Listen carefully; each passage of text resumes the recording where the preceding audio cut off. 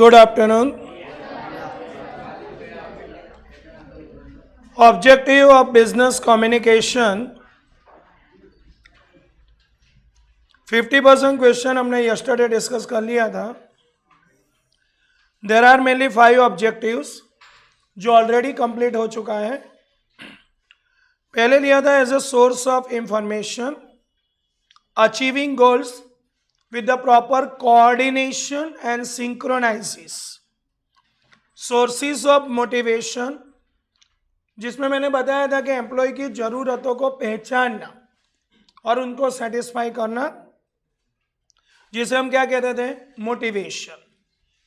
Promotes socialising, employ welfare activity, जिसे हमने बोला था कि एम्प्लॉय के साथ थोड़ा फ्रेंडली बने रहो, उनके पास काम निकालना है. मैंने नहीं बोला था लंच उनके साथ करना चाहिए, पार्टी करनी चाहिए, गैदरिंग करना चाहिए. जो लिखा है जिसके कारण एम्प्लॉय को वर्क मोनोटोनियस ना लगे. मोनोटोनियस मतलब कंटाड़ाजनक, बोरिंग, ध्यान में रखना. और अब द रूटीन वर्क लास्ट में हमने लिया था अल्टर्स इंडिविजुअल एटीट्यूड, व्यक्तिगत विचारधारा को बदला जाए. इंडिविजुअल एटीट्यूड का मतलब क्या हुआ कि वर्कर्स के काम के प्रति जो विचारधारा है, कई लोगों को अच्छा लगता है, खराब लगता है, तो जो नेगेटिव फीलिंग है वो क्या करनी चाहिए, पॉजिटिव में कन्वर्ट करनी चाहिए. That is the mainly duties and responsibility of each and every employ and take this conscious step regarding the work. ध्यान में रखना. Now controlling. आप मैनेजमेंट में पहले से पढ़े हो व्हाट इज कंट्रोलिंग. ध्यान में रखना. कंट्रोलिंग हम किसे कहेंगे, if there is any deviation you must be take a corrective actions. It is to be known that controlling. So before we have to take this step, firstly identify when there is a problem. Problem कब है, कहाँ है, क्यों है, identify करो. Feedback, एक ही word में इसके लिए बोलूँगा आपको, इसके रिगार्डिंग हमें कंपनी में फीडबैक लेना चाहिए. काम कैसा चल रहा है, रिपोर्टिंग देना चाहिए. और खास करके तब पता चलेगा कि हमारी कंपनी में ऐसी कौन कौन सी एक्टिविटी हो रही है जो हमारे ऑर्गेनाइजेशन को नुकसान करे, तो उसको रिमूव करना है, सुधारना है, इंप्रूव करना है. देखो जो communication helps in controlling the functions and नहीं of functions of management. Management का जो फंक्शन है कंट्रोलिंग, उसको कम्युनिकेशन हेल्पफुल होता है. चलो मुझे आप कल बोले थे, फिर से एक बार बोलो. एक्चुअली ऑथोरिटी एंड रिस्पॉन्सिबिलिटी कहां से कहां जाती है, कल बोले थे ना, top to bottom. Feedback, reporting कहां से कहां जाता है, बॉटम टू. इसको ही फीडबैक बोला जाएगा. जो एम्प्लॉई अपने काम के रिगार्डिंग जो भी कंप्लेन है या कोई भी रिपोर्ट है, वो कौन से लेवल तक पहुंचाते हैं, टॉप लेवल तक. जो यहाँ लिखा है कि मैनेजमेंट को अच्छी तरह से कंट्रोल में रखना जरूरी है बाय एस्टाब्लिशिंग स्टैंडर्ड. स्टैंडर्ड એટલે ધોરણોની સ્થાપના કરવી. आप एम्प्लॉई के पास से किस तरीके का वर्क एक्सपेक्ट करते हो, किस तरीके का काम आप एक्सपेक्ट करते हो. नहीं कहते कि मुझे एक दिन में इतने यूनिट बने हुए चाहिए, तो एम्प्लॉय रियलिटी में कितना बनाता है. So you must be compare all of this actual week with your standard and find out the deviation. And if there is an any mistake, obstacles, hurdles, barriers, find out and remove this problem, solve this problem. आज काम કોનું કહેવાય, કંટ્રોલિંગનું કહેવાય. એટલે લખ્યું જો એસ્ટાબ્લિશિંગ standard, જેને આપણે કહીએ છીએ ધોરણોની સ્થાપના કરવી. ઇવેલ્યુએટિંગ ધેમ, એનું મૂલ્યાંકન કરવું કે as per our order or instruction they can do this work or not. Evaluating them and reviewing them. એનું મૂલ્યાંકન કર્યા પછી તમે રિવ્યૂ લો કે ભાઈ એમને કામ વ્યવસ્થિત કર્યું છે કે નહીં, નથી કર્યું find out the faults, grievances, mistake, remove this. Simple સી બાત है. So feedback is one of the means. Means એટલે અહીંયા મતલબ નહીં સમજો. મીન્સ એટલે સાધન, રસ્તો, वे. क्या? Establishing a control. कोई भी कंपनी में कंट्रोल एस्टैब्लिश करना है तो उसका एक ही रास्ता है. क्या क्या क्या चल रहा है उसका रिपोर्ट लो, फीडबैक लो, तो पता चल जाएगा कौन कौन से एरिया ऑफ वर्क में गलती हो रही है. Preparing plans and policies. आयोजन અને એની નીતિઓ. You already study in your last standard policies, procedure, method, strategies. The policies are one kind of the strategies to achieve your goals. इसे क्या बोलेंगे? Policy. That's a part of planning. Planning किसे कहते हैं? Related to the advance. You can do this any activity regarding your future. It is to be known that planning. આયોજન. આપણે કહેતા હતા વર્તમાનની બારીમાંથી ભવિષ્યમાં ડોક્યું કરવું. પડોશીની બારીમાં ડોક્યું નહીં કરવાનું, ભવિષ્યમાં ડોક્યું કરવું. That is to be known that planning. Future course of action જેને આપણે કહીએ છીએ. જો planning it's the blueprint of attaining organizational goal. Blueprint એટલે रूपरेखा. जो आप फ्यूचर में करने वाले हो उसका अभी से आपको पूरा इंफॉर्मेशन दिया जाता है कि ये तारीख को ये समय पे आपको ये काम करना है. जैसे एग्जामिनेशन टाइम टेबल आता है, सिलेबस आता है, तो ब्लूप्रिंट मानी जाती है कि नहीं रिगार्डिंग योर प्लानिंग कि भाई आगे के आने वाले समय में कौन सी तारीख को, कौन सी डेट को, कौन सा पेपर है और कैसे कैसे सिलेबस में रखा गया है, क्या पेपर स्टाइल है. That is your blueprint. देखो પ્લાનિંગ એન્ડ એક્ઝિક્યુશન્સ ઓફ પ્લાન. આયોજન કરવું. એક્ઝિક્યુશન એટલે ઇમ્પ્લિમેન્ટ ધીસ પ્લાન. તેનું અમલીકરણ કરવું, અમલમાં મૂકવું. એને શું કહેવાય? એક્ઝિક્યુશન. એવું ના સમજતા એક્ઝિક્યુટિવ અલગ હોય, આ અલગ હોય, એની સાથે કોઈ સંબંધ નથી. Execution to implement your planning execution कहवाए. Take place through. अब कोई भी प्लानिंग को इम्प्लीमेंट करना हो तो कैसे कर सकते हो? एम्प्लॉय के साथ डिस्कस करो, बराबर, जो काम उनके पास करवाना है. मीटिंग्स, बराबर. Brain storming.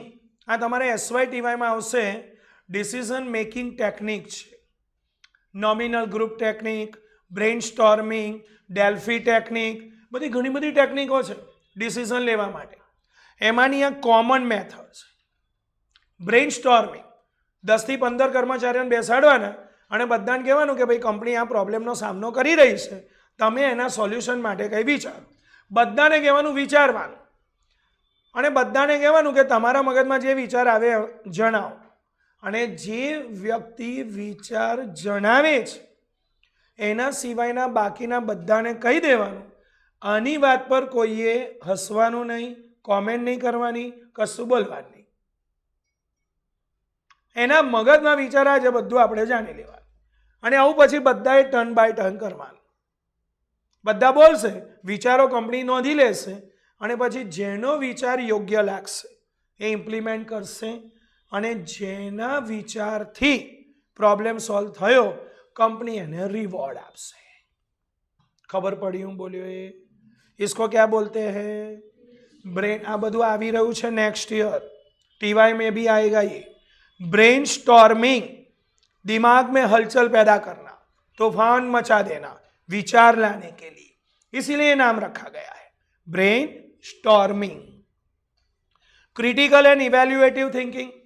मतलब जो गलतियां हो रही है काम में वो ढूंढो एंड इवेल्युएट करके वो गलती सुधारने का प्रयत्न करो. Evaluative thinking. Planning with effective leadership.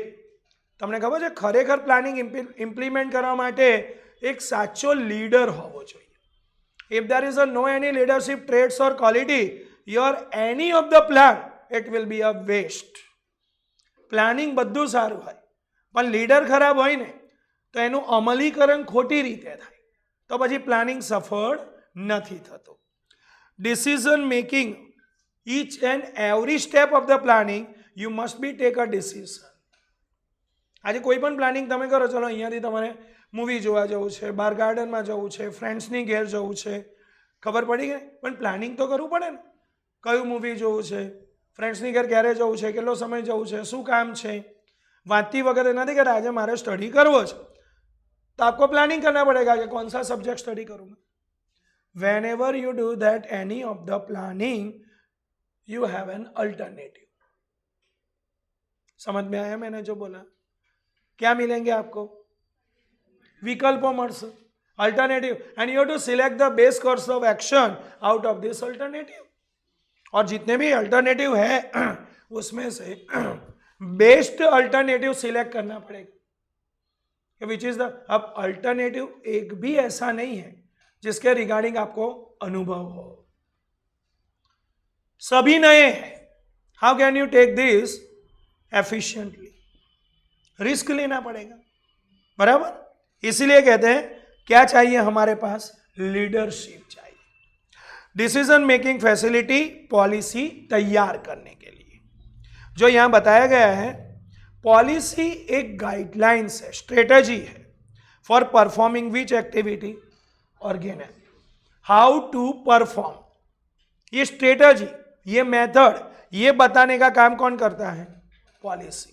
એટલે ઘણીવાર આપણે નથી કહેતા આ ધંધાની પોલિસી આવી છે, honesty is the best policy, customer satisfaction is the best policy. इसको पॉलिसी बोलते हैं. અને કોઈ પણ ધંધાની પોલિસી પરથી જ એની પ્રતિષ્ઠા નક્કી થાય, એની ગુડવિલ નક્કી થાય. તો ગુડવિલ, પ્રતિષ્ઠા આ બધું કોના પર આધારિત છે? પોલિસી પર આધારિત છે. પ્રોબ્લેમ સોલ્વિંગ, સમસ્યાનો ઉકેલ લાવો. As organizational activity are directed by behavior and personal and professional relationship. जब तक ऑर्गेनाइजेशनल एक्टिविटी एम्प्लॉय के बिहेवियर के द्वारा डायरेक्ट की जाती, अगर उनके बिहेवियर में कुछ गलत है, वो गलत काम कर रहे हैं, तो प्रॉपर डायरेक्शन दो. पर्सनल एंड प्रोफेशनल रिलेशनशिप, जिसे आप डायरेक्शन दे रहे हो उनका और आपका रिलेशनशिप कैसा है? फ्रेंडशिप का रिलेशन है, कलीग का रिलेशनशिप है, सुपीरियर सबॉर्डिनेट का रिलेशनशिप है, मैनेजमेंट और सबॉर्डिनेट का रिलेशनशिप है, कैसा रिलेशनशिप है? उसी पे डिपेंड है कि आप कैसे आगे काम करोगे. डायनामिक्स ऑफ रीजन, अलग अलग काम करने के तरीके इंप्लीमेंट करते वक्त परिवर्तनशीलता तो ध्यान में दो. जैसे गुजरात में काम करने वाले गुजराती पीपल और महाराष्ट्र में काम करने वाले दोनों डिफरेंट रीजन में रहते हैं, तो उनकी डायनामिक्स दिखाई देगी. डायनामिक्स मतलब बात करने का तरीका, काम करने का तरीका, कंप्लीटली बिहेवियर ही क्या होगा? डिफरेंट. जो पीछे लिखा है ना, कल्चर, कालेचर એવું नहीं. Culture means that's a way of living, हमारा जीवन जीने का तरीका, काम करने का तरीका, उसे क्या बोलेंगे? Culture.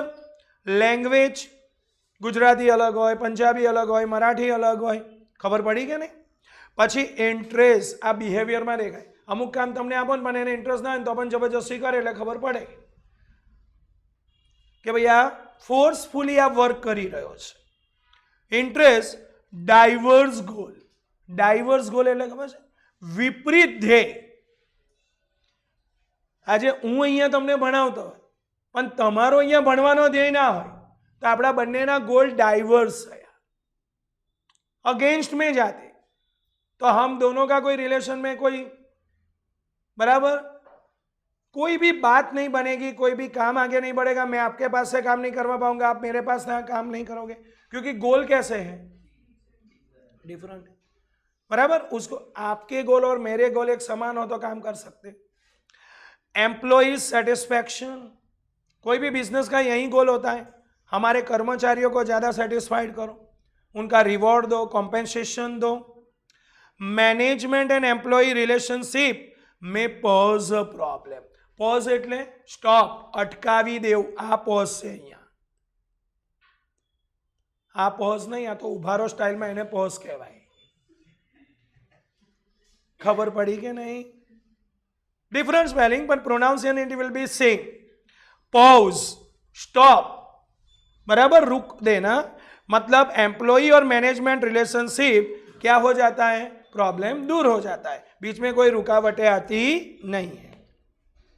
So this problem can be solve by, जो कोई भी प्रॉब्लम के प्रति पॉजिटिव एटीट्यूड रखोगे तो प्रॉब्लम छोटा लगेगा, और नेगेटिव एटीट्यूड रखोगे तो छोटा प्रॉब्लम की आपको बड़ा डरावना लगेगा. That will be depend upon your attitude. आपकी सोच पे निर्भर है, ये ध्यान में रखना. पॉजिटिव एटीट्यूड, हमेशा नहीं कहते अच्छा होगा, कुछ नहीं होगा, खत्म हो जाएगा, प्रॉब्लम दूर हो जाए. हम है ना साथ में, चिंता क्यों करते हो? कोई भी प्रॉब्लम के रिगार्डिंग यही बातें हमें हिम्मत देती. लेकिन छोटा सा भी प्रॉब्लम हो, શું થશે? કોઈ મને સાથ નથી આપતું, હું એકલો પડી ગયો. નાનો પ્રॉब्लम પણ એને ડરાવી નાખે, क्योंकि सोच कैसी है? नेगेटिव. बराबर. कोऑर्डिनेशन पहले भी मैंने समझाया था. बिजनेस को सफल बनाना है तो क्या चाहिए? Coordination, integration, all this activity regarding one goal. Conflict resolution technique, झगड़ा उकेलवानी विभिन्न पद्धतिओ, कॉम्प्रोमाइजिंग ने बड़ी घनी बड़ी पद्धतिओ छे. Negotiation which are integral to communication, ये सभी बातचीत से होता है ना. झगड़ा होता है तो क्या मारने जाते हो, लड़ने झगड़े? बहुत सारे झगड़े किससे सॉल्व हो जाते हैं? कम्युनिकेशन से. ये सभी में कम्युनिकेशन चाहिए. जैसे नेगोशिएट करते हो, कोई पार्टी आती है, आपको उसके साथ डीलिंग करना है, बिजनेस डील करनी है, तो क्या करोगे? इशारे करोगे कि इतने भाव रखो, इतना गुड्स रखो, इतनी क्वांटिटी रखो. कम्युनिकेशन प्रोसेस, बराबर. बातचीत से कम्युनिकेशन इफेक्टिवली करके आप अपनी फेवर में सारा डील ले सकते हो. सो दैट इज द जो ज्यादातर प्रॉब्लम कम्युनिकेशन सही तरीके से करने से सॉल्व हो जाते हैं. That is why importance of communication in which business organisation. Enhancing, विस्तृत, मोटा पाए. एनहांसिंग एम्प्लॉय सेटिस्फेक्शन, કર્મચારીઓના સંતોષમાં વધારો લાવવો. આના માટે HR रिलेटेड एक्टिविटीज होवी चाहिए. फ्रिंज बेनिफिट्स, पता है फ्रिंज बेनिफिट्स? सैलरी के अलावा जो एडिशनल बेनिफिट्स दिए जाते, बहुत सारी कंपनियां नहीं देती. पेली मम्मम करवानी सुविधा, कैंटीन, आवा जवानी सुविधा आपे, રહેવાની સુવિધા આપે, બાળકો તમારા હોય એમને ભણાવવાની સુવિધા આપે. આ બધી સુવિધા આપે છે કે નહીં? बराबर. मेडिकल फैसिलिटी देती है. कल मैंने बुलाया था, कंपनी ट्रिप पे ले जाती है, फैमिली के साथ ट्रीट देती है. ट्रीट और ट्रिप दोनों कंपनी की तरफ से होता है. सिर्फ आपको वर्क करना है, टिप नहीं देनी है. समझ में आया? So that is the mainly employ satisfaction. एम्प्लॉयने सेटिस्फेक्शन क्यारे मळे? खबर? खाली तमे एमने सेलरी आपो ने ते सेटिस्फाइड थाय. એ તો એવું કે કાં તો મારી મહેનતનું મળી, તમે એમાં હું તમે નવું આપ્યું, તો હું હરામનું જોઈએ બધું. જો communication enhances employ satisfaction by bringing, શું લાવવા દ્વારા? ડાયનામિઝમ. ડાયનામિઝમ ના ખબર પડે લખી રાખજો. परिवर्तनशीलता in that dynamic world also. Business में बहुत जरूरी है. रूटीन वर्क जो होता है वो बोरिंग नहीं बनाने के लिए through finding new and better ways of doing thing. તમને ખબર છે એક જ કામ અલગ અલગ કઈ કઈ રીતે કરી શકાય એના નવા રસ્તા બતાવે. કામ એક જ હોય પણ તમને અલગ રીતે કરીને બતાવવું પડે એટલે તમને નવું લાગે, ચેન્જ લાગે. Creating friendly organisation environment. અને ધંધામાં છે ને બહુ રિજિડ એન્વાયરમેન્ટ નહીં રાખવું. મેં ગઈકાલે ના પાડી. કયું બિહેવિયર રાખવું પડે એમ્પ્લોયી સાથે? Informal, friendly behaviour. ગઈકાલે નહોતું કીધું માલિકે કર્મચારીઓ સાથે મળવું પડે, વાતચીત કરવી પડે, મજાક મસ્તી લાગે કે બહુ સિરિયસ વાતાવરણ થઈ ગયું છે, એકાદ બે જોક કહી દેવા પડે, બધી વાતો કરવી પડે એમની સાથે. તો આમ એમ્પ્લોયીને એવું લાગે કે ના ધંધો છે, જીવીએ છે અને માલિક પણ અમારી સાથે છે. ઇન્ક્રીઝિંગ, આ મેઇન વાક્ય છે મેનેજમેન્ટનું, ઇન્ક્રીઝિંગ સુપિરિયર સબઓર્ડિનેટ રિલેશનશિપ, માલિક અને કર્મચારીના સંબંધો વધારે મજબૂત બનવા જોઈએ. Creating ample growth opportunity. What is ample? Apple નહીં હે? Yes yes. કર્મચારીઓને આગળ વધવા માટેની ઘણી બધી ઉદાર તકોનું નિર્માણ કરવું જોઈએ. બરાબર છે? Ample growth opportunity. Addressing grievances. Address એટલે સરનામું એવું નથી અહીંયા. ગ્રીવન્સીસ, કર્મચારીની ફરિયાદો ધ્યાનમાં લેવી, એને એડ્રેસિંગ ગ્રીવન્સીસ કહેવાય. Consider the complaints from the employee. Employ की तरफ से जो भी फरियाद आई है उसको ध्यान पे लेना and as soon as possible immediately solve this problem. Creating outlets where employee express themselves, give suggestion. Outlet मतलब ऐसी जगह का निर्माण करना जहाँ एम्प्लॉई अपनी सारी बातें खुल के बोल सके, बता सके, विदाउट एनी हेजिटेशन, फियर, डर.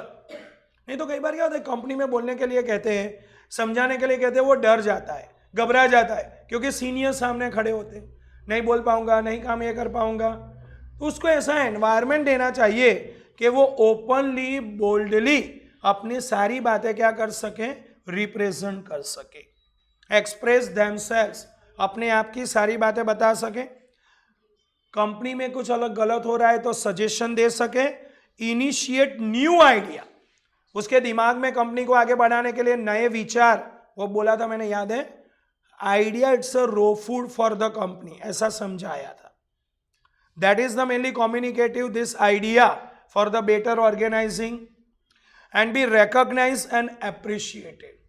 और ऐसे लोगों को पहले पहचानना चाहिए जिसके दिमाग में ऐसे नए नए आइडिया आते हैं, और उनको मोटिवेट करना चाहिए, एप्रिशिएट, એને આગળ આવવાનો મોકો આપવો જોઈએ કે ચાલ ભાઈ તારી પાસે આવડત છે, તું બોલી શકે છે, you can do this, you can represent this, चलो आगे आओ, कम फॉरवर्ड, बोलो अपने अपनी बातें, अपने विचार, वो सब बताओ. चलो एप्रिशिएट करो, એને ઉત્સાહિત કરો, પ્રોત્સાહિત કરો, જેથી પોતાના વિચારો ઓર્ગેનાઇઝેશનને જણાવી શકે.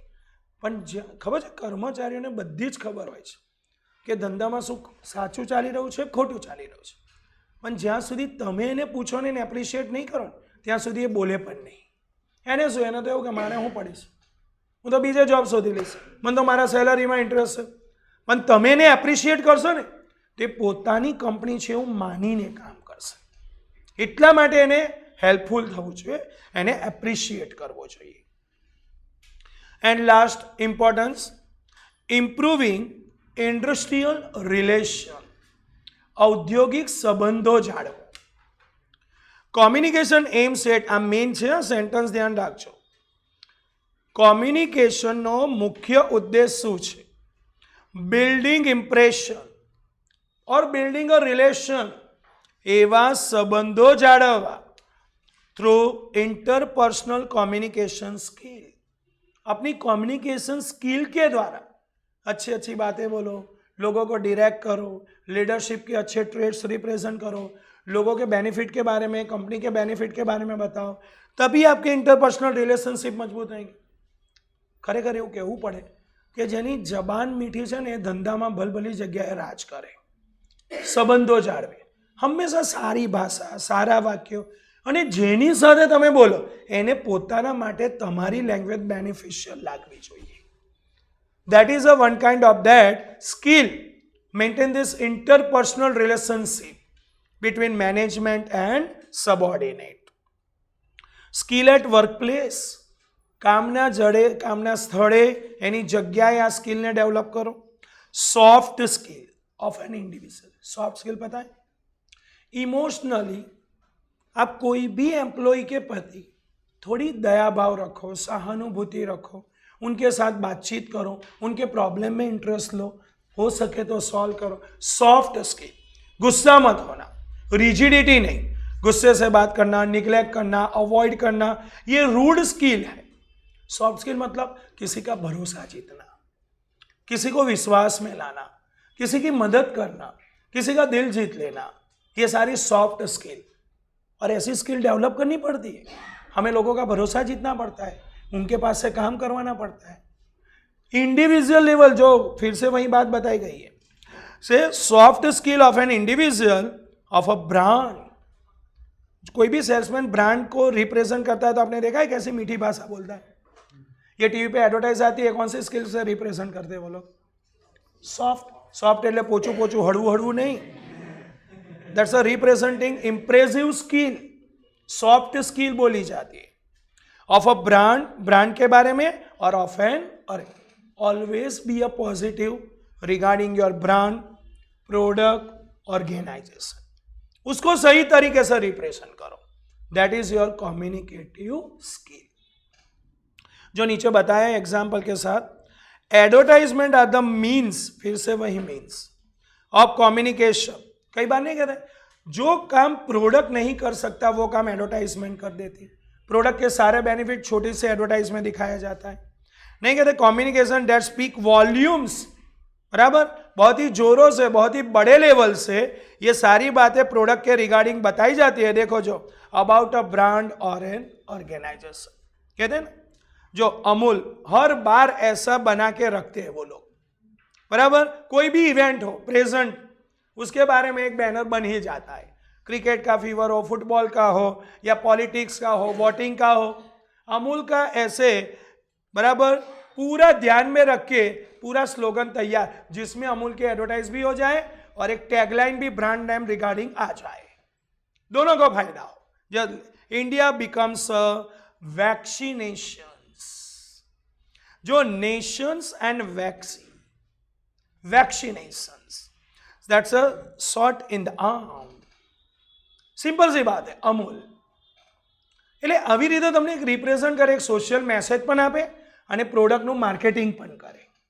પછી ઘણી વાર નથી કહેતા ટાટા સ્કાય, इसको लगा ला डाला तो लाइफ झिंगा लाला, આવું કહે છે ને, इसको लगा डाला तो लाइफ, પેલા ઘણા પ્રોડક્ટ નહીં આવતા, પેલું આમ બોલે ये टेढ़ा है पर मेरा है, कुरकुरे,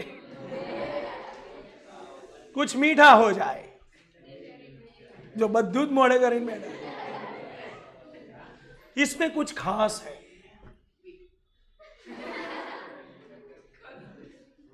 ना ना, बराबर है, बराबर। So that is the mainly brand, पेलू नहीं कहता, ये अंदर की बात है। तो that is an Amul thermowear. Advertise ना बता में बोले ने लोग, दरेक प्रोडक्ट ने जोजो, बराबर, सिर्फ नाम ही काफी है। પછી એક એડવર્ટાઇઝ નહીં આવતી, પહેલે ઇસ્तेमाल करे फिर विश्वास करे, घड़ी शू बोले, ऐसी एडवर्टाइज के द्वारा आप मार्केटिंग रिलेशन भी मेंटेन कर सकते हो।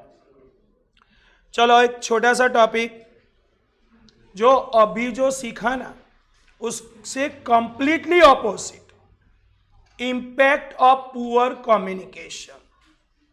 खराब रीते તમે માહિતી સંચાર કરો તો એની અસર શું થાય છે, જુઓ છો। ડિસએડવાન્ટેજ, બીજી ભાષામાં એવું કહેવાય, व्हेन सेंडर और receiver is not interested in communication. कई बार परिस्थिति ऐसी होती है कि हम बात करने में भी इंटरेस्टेड नहीं है, जबरदस्ती बोलना पड़ता है। सेंडर और receiver they are not interested in communication, negative impact में बी सीन, नकारात्मक असरों ત્યાં કદાચ જોવા મળે। Some of the impact of poor communication जो यहाँ बताई गई है, ambiguity and poor morale. Ambiguity मतलब अस्पष्टता, अनक्लैरिटी, ध्यान में रखना, एम्बिग्वस एवो वर्ड है, अनक्लियर, स्पष्टताનો अभाव। पुअर मॉरल, मॉरल એટલે જુસ્સો, हिम्मत ना હોય, જુસ્સો ना હોય, પેલું બોલવા ખાતર બોલે, આમ નહીં, આમ એના એક્સપ્રેશન પરથી દેખાય કે એને ઇન્ટરેસ્ટ નથી અને આ કામ કરવામાં એને મજા નથી આવતી। મોરલ પણ ડાઉન જ હોય। જો નેગેટિવ એટીટ્યુડ, આ એના હિન્ટ્સ બતાય કે વ્યક્તિને આઈડેન્ટિફાઈ કઈ રીતે કરાય। ડિપ્રેશન, ફાટી ગયું નહીં, શું, ફટીગ, ફટીગ એટલે થાક, કંટાળો, ઘણા વાંચવાનું કહે ને કે ફાટી ગયું, શું બોલાય, ફટીગ, બોરિંગ, કંટાળો, થાક લાગે। Lack of focus and direction ઘણીવાર હોય છે, ખબર છે, અહીંયા લેક્ચરમાં પણ એવું હોય છે. લેક ઓફ ફોકસ, અવાજ નહીં, એક જગ્યાએ ધ્યાન કેન્દ્રિત ના હો, ઓરિએન્ટેશન, કોન્સન્ટ્રેશન્સ. દેખો, રિલક્ટન્સ ઇન વર્ક, કામમાં વચ્ચે वच्चे अवरोधो आवे, रुकावटें आती. आप कोई भी एक काम नहीं, पढ़ने बैठे हो कोई भी काम, तो बीच में कोई बुला ले, फोन आ जाए, कुछ भी आ जाए, कोई बात हो जाए, कोई इंसिडेंट हो जाए, तो रुकावटें आना, तो कंसंट्रेशन आपका हट जाता है. एस्केपिंग फ्रॉम टेकिंग रिस्पॉन्सिबिलिटी, अपनी जवाबदारियों को पूरी तरह से नहीं निभाना, चटक जाना जवाबदारियों में से, मैं ये काम नहीं कर सकता, मेरी ये जवाबदारी नहीं है, हम ये पूरा नहीं कर सकते. एस्केपिंग, छोड़ी दो, जवाबदारियों से निकल जाना. एंड इनडिसिसिव बिहेवियर, अपमानजनक वर्तनों, बराबर. इनडिसिसिव, कोई डिसीजन नहीं ले पाना, किसी को इंसल्ट करना, हैरान करना, ऐसी बातें होती है. सो lack of focus and direction, एनो अभाव. लेक ऑफ डायलॉग, ઘણા લોકો તો ખાલી વાતચીત કરે ને તો એવું લાગે કે ઝઘડે જ કે હું કહું છું. અમુક હોય એવા દરેક જગ્યાએ નમૂના, ખાલી વાત પૂછો ને, હાલ ઝઘડો, વાત કરીએ છીએ તો આવી રીતે મોટે મોટેથી ખબર છે, ઘણાની સ્ટાઇલો જ એવી હોય. લેક ઓફ ડાયલોગ, હવે એમને એ શીખવાડવું પડે કે how to કન્વર્સ with against this person or another person. સામે જ ઊભો છે, બેરો નથી, એ સાંભળે છે, પણ એવું મોટે મોટેથી બોલે ને કે જાણે બે જણ પેલી થર્ડ પાર્ટીને તેવું જ લાગે કે આ ઝઘડી જ રહ્યા છે. કોન્ફ્લિક્ટ્સ, કોન્ફ્રોન્ટેશન. કોન્ફ્રોન્ટેશન એટલે ખબર છે, સામેવાળી વ્યક્તિમાં સમર્પિત થઈ જાઓ, ડિવોટ, સમર્પિત હો જા. કોન્ફ્રોન્ટેશન, ચલ તું જીતી ગયો, તારી સાથે મારે મગજ બગાડવું નથી, સમજી લે જીતી ગયો, જ્યાં મારે તારી સાથે આર્ગ્યુમેન્ટ કરવું નથી. આવું જ્યારે બોલીએ ને, ખરેખર એ ભૂલ એની જ હોય પણ એ સ્વીકારતો ના હોય, ત્યારે આ શબ્દ બોલાય, કોન્ફ્રોન્ટેશન. હવે આની સાથે કોણ મગજ બગાડે, ચાલ જા, નહીં બોલું તારી સાથે, તું જીતી ગયો, તું સાચો છે, જાન ભાઈ. કયો શબ્દ? અનફેવરેબલ વર્કિંગ એન્વાયરમેન્ટ, કામ કરવાનું અનુકૂળ વાતાવરણ ના હોય, બરાબર. ઘોંઘાટ થતો હોય, મશીનનો અવાજ થતો હોય, વેન્ટિલેશન્સ ના હોય, હ્યુમિડિટી વધારે હોય, તો કામ કરવાની મજા આવતી નથી. પાછળ કોઈક અવાજ આવી રહ્યો છે મોટેથી? પુઅર એમ્પ્લોયી પરફોર્મન્સ, કર્મચારીની ખરાબ કામગીરી.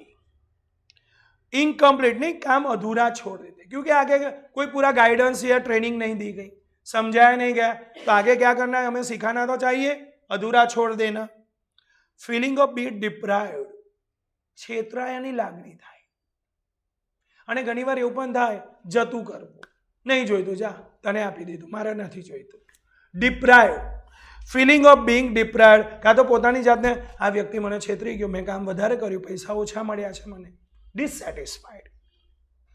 पुअर कम्युनिकेशन लीड्स टू, और इसके कारण पूरे पर्सनालिटी में नेगेटिविटी आ जाती है, नकारात्मक भावनाएं, नकारात्मक विचार फैल जाते हैं. So therefore it is imperative, पर वर्ड यही लिखना है, समझ के लिए मीनिंग दिया है, necessary, imperative. Therefore it is necessary to create a culture of, इसीलिए एक ऐसा माहौल, ऐसा कल्चर तैयार करना पड़ता है, अकम्प्लिशमेंट एंड प्रोग्रेस, बराबर. हम हमारा गोल पूरा कर सके, प्रोग्रेस कर सके, काम सही समय पे पूरा करके आगे बढ़ सके. ट्रांसपेरेंट डायलॉग, ट्रांसपेरेंट मतलब विदाउट एनी कंसीलिंग और हाइडिंग, जो भी मन में बोल डालना, जो भी उसके मन में सुन लेना. ट्रांसपेरेंट, कोई गुस्सा नहीं रखना, कोई छुपाना नहीं, कोई हिडन कॉन्फ्लिक्ट नहीं रखना. एंड म्यूचुअल रिस्पेक्ट, सभी पर्सन एक दूसरे को रिस्पेक्ट दे, सम्मान दे, भरोसा रखे. And to create positive and effective, अगर ऐसा माहौल हुआ तो it's an create positive communication and it's an effective communication. तो कोई भी नकारात्मक फीलिंग कोई भी एम्प्लॉय के अंदर नहीं आएगी. Always which kind of communication avoid करना चाहिए? पुअर, जो नेगेटिव फीलिंग क्रिएट करे. अगर होता है नेगेटिव तो आपने देखा कि कितनी खराब असर होती है उसकी, तो इससे तो कंपनी में बचना ही चाहिए, बराबर. अब फीचर्स वो सब नेक्स्ट लेक्चर में डिस्कस करेंगे.